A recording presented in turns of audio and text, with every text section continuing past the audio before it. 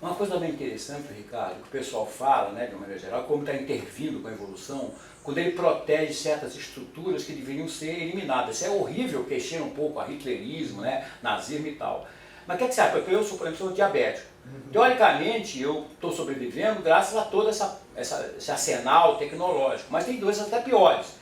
Você não acha que a gente está com isso incrementando, vamos dizer assim, o estoque genético de doenças que poderiam ser eliminadas pela seleção natural? Ou você acha que isso que eu estou falando é uma coisa horrenda, assim? Na verdade, a gente está tratando aqui de duas esferas um pouco diferentes, né? Uma é a esfera da natureza, como o processo evolutivo de transformação das espécies acontece, e outra é uma tentativa da gente, de alguma forma, controlar esse processo.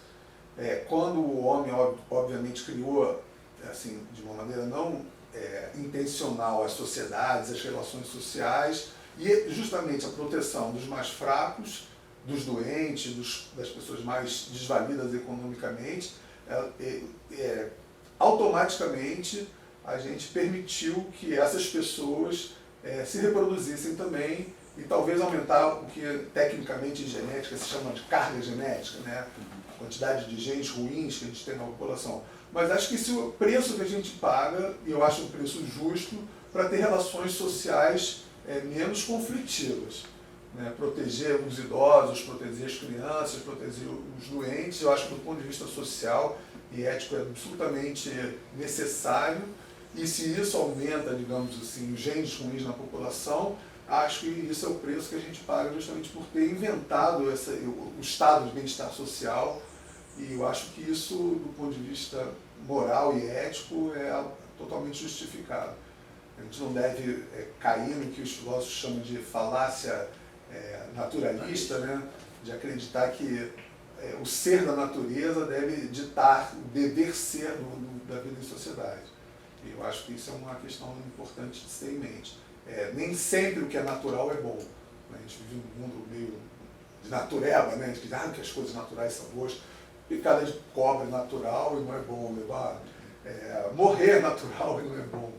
Então eu acho que o fato de a gente estar acumulando provavelmente genes mais deletérios na população é um preço que a gente paga por ter uma vida que, segundo alguns autores, é a menos violenta de todos os tempos, apesar das evidências apontarem, às vezes, principalmente num país como o Brasil, numa cidade como o Rio de Janeiro, apontar para o contrário. Mas se você comparar estatisticamente com épocas anteriores e lugares diferentes, a gente vê que hoje a gente está bem ou mal protegido por leis, e são essas mesmas leis que garantem essas pessoas que são consideradas, entre muitas aspas, né, mais fracas, que se mantenham na população e às vezes mesmo se reproduzem.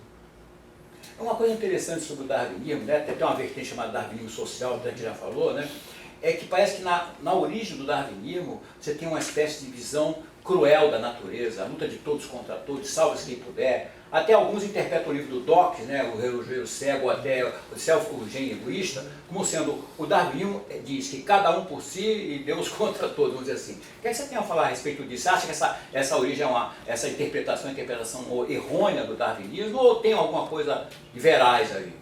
O Darwin falava muito em luta pela existência, chamando a atenção que o Darwin estava muito mais preocupado com a luta que existia dentro das espécies do que entre as espécies. Né? De fato, o darwinismo dá essa impressão de que os sujeitos não contribuem para o processo individualmente, para o processo evolutivo. E isso dá para as pessoas, em geral, uma sensação de desamparo, digamos assim, cósmico.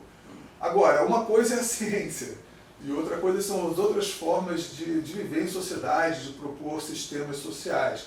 O darwinismo pretende ser, como toda boa ciência, uma descrição de processos que acontecem na natureza. E tudo indica que, nesse sentido, a natureza é cruel. Né? Quando a gente olha um bezerrinho mais fraco de um bando qualquer sendo capturado por uma presa, isso é cruel. Mas é assim que a natureza funciona, e é assim que as espécies, a princípio, se aperfeiçoaram. Quer dizer, se aperfeiçoaram no sentido de se transformar em outras, ou se adaptaram naquele ambiente. Então, embora o darwinismo tenha talvez no fundo uma ideia de uma certa crueldade contra os mais fracos, os mais desvalidos, ou os que correm menos, os que conseguem menos parceiros reprodutivos, o darwinismo não pretende dizer como é que a gente deve se comportar. O darwinismo apenas descreve como é que as espécies se diversificaram e se modificaram ao longo do tempo na natureza. Mais uma vez, quando a gente fala de evolução e introduz o problema da evolução humana, que sem dúvida é um dos problemas mais fascinantes, mas também mais conturbados, a gente tem que tomar cuidado para não confundir o que são proposições científicas com outras proposições que devem ser éticas e morais. E muitas vezes há essa confusão, né? A respeito mesmo do darwinismo social. O darwinismo social propalava como um mecanismo de evolução, de progresso, as guerras interétnicas, em que os mais fracos seriam derrotados pelos mais fortes e com isso o mundo progrediria.